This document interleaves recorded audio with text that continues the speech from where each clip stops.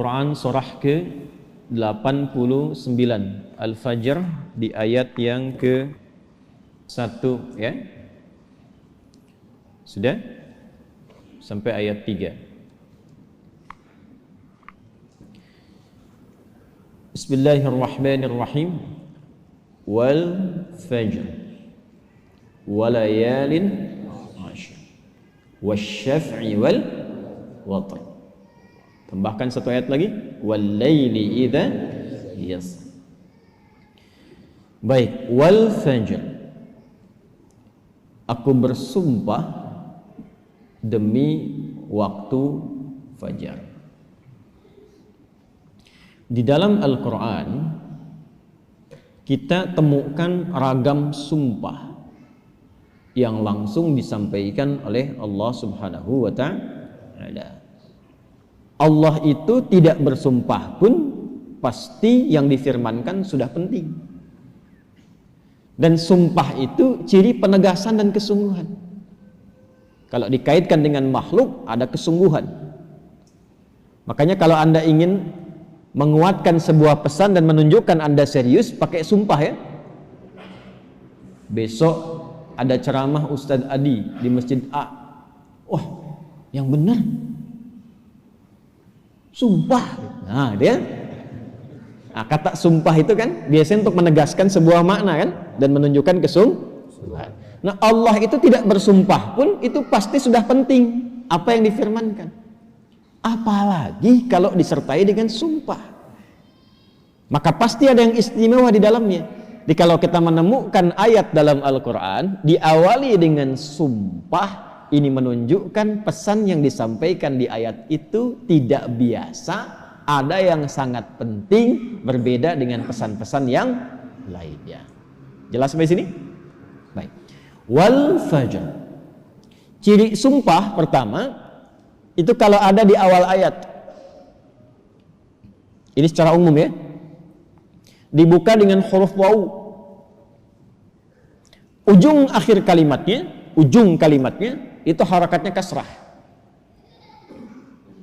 Sudah? Misal waw ketemu satu kalimat ujungnya kasrah. Wal fajri wal laili wasyamsi wadduha. Jadi setelah waw ada kalimat ujungnya kasrah. Nah, itu diartikan wawunya sumpah. Qasam namanya, wawil qasam. Kalau sudah dibuka dengan seperti ini, artinya informasi yang disampaikan setelah huruf waw itu penting, tidak biasa. Wal fajr, aku bersumpah demi waktu fajar. Ada beberapa pendapat dari kalangan ulama tentang fajar yang dimaksudkan di ayat ini. Jadi di sini Allah bersumpah dengan 5 hal. Ada 5 sumpah. Aqsamun khamsah, kata para ulama terdapat 5 sumpah di dalamnya. 1 wal fajar, demi waktu fajar. 2 walayalin 'ashr, dan 10 malam yang istimewa. 3 wasyaf'i, demi waktu genap. Kemudian 4 wal watr. 5 wal laili idza yasr. Ada 5 di sini disebutkan menunjukkan ada 5 yang istimewa. Saking istimewanya dibuka oleh Allah Subhanahu wa taala dengan sumpah. Baik. 1 fajar. Secara cepat saja. Para ulama setidaknya menyebutkan secara umum ada 2 pemaknaan di kata fajar di sini. Yang pertama yang dimaksudkan setiap waktu fajar. Itu penting. Setiap waktu fajar dalam setiap hari. Jadi ada satu yang istimewa, waktunya di waktu fajar dari sekian perubahan waktu yang kita alami dalam sehari. Kan dari fajar nanti muncul ke pagi, pagi ke siang, siang ke sore, sore ke maghrib, maghrib ke malam kan. Nah dari perputaran waktu itu di antara sekian banyak waktu, fajar itu istimewa. Karena itu Allah panggil kita untuk bisa menunaikan sholat di waktu fajar. Ya, hakikatnya bukan hanya sholatnya. ada waktu-waktu yang hanya dalam fajar itu yang nggak ditemukan keistimewaannya di waktu yang lain. Contoh, kita ambil ke ibadah ritual dulu. Sholat di waktu fajar ini itu 2 rakaat sunnahnya saja.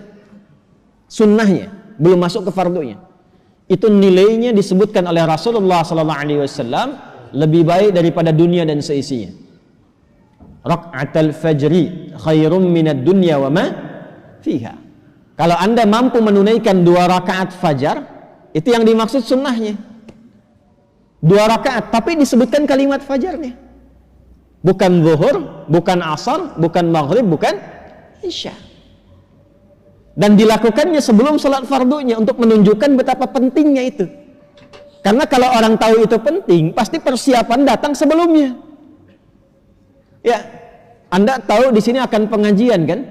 Subuh kan? Subuhnya misalnya jam 4.35. Anda menjadikan pengajian itu sebagai hal yang prioritas. Kalau waktunya 4.35, datangnya jam berapa? Ada yang nginap, ada yang itikaf. Karena menjadikan itu penting. Kalau tak penting mungkin diabaikan. Nah, Allah menyatakan fajar itu penting. Jangan tinggal.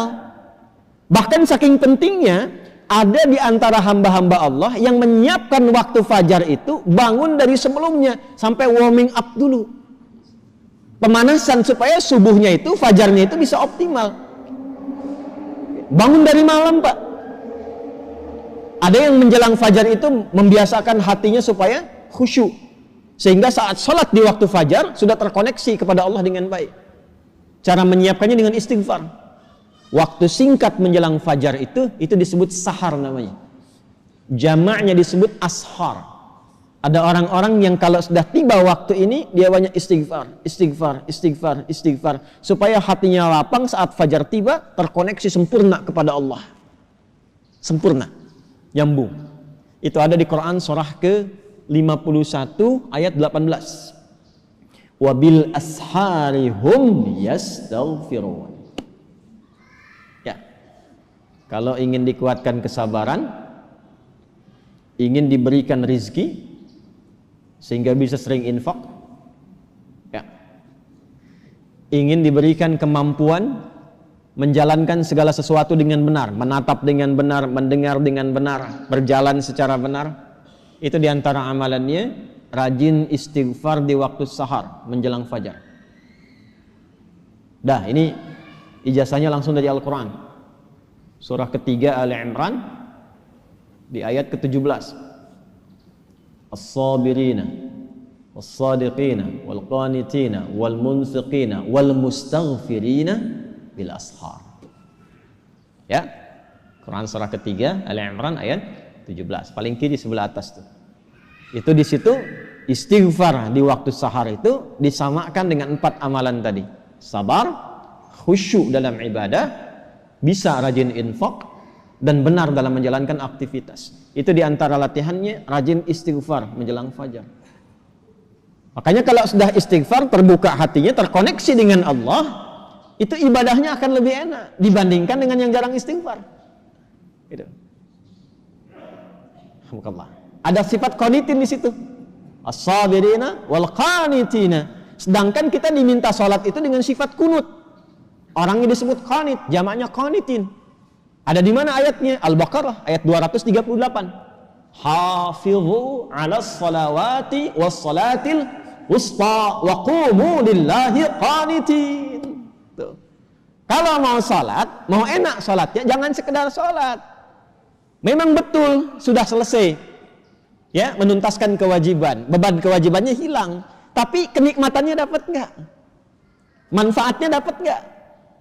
Kalau ingin menikmati salat, ingin dapat manfaatnya, dapat ketenangan, terkoneksi dengan Allah, doanya cepat dijawab, maka khusyuklah dalam salat.